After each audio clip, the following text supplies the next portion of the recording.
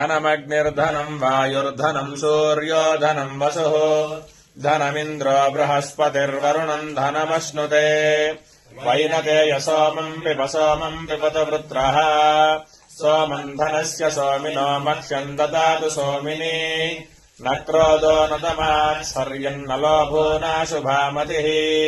भवन्ति कृतपुण्यानाम् भक्तानाम् श्रीसूक्तम् जपेत् सदा वर्षन्तु ते पिबापरिदिवो अभ्रस्य विद्युतः रोहन्तु सर्वबीजान्यवब्रह्मद्विषो जहि पद्मप्रिये पद्मिनि पद्महस्ते पद्मालये पद्मदलायताक्षी विश्वप्रिये विष्णुमनोनुकूले त्वत्पादपद्मम् मयि सन्निधत्स्व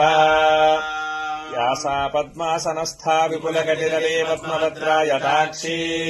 गम्भीरा वर्तनाभिस्तनभरणमिता शुभ्रवस्तोत्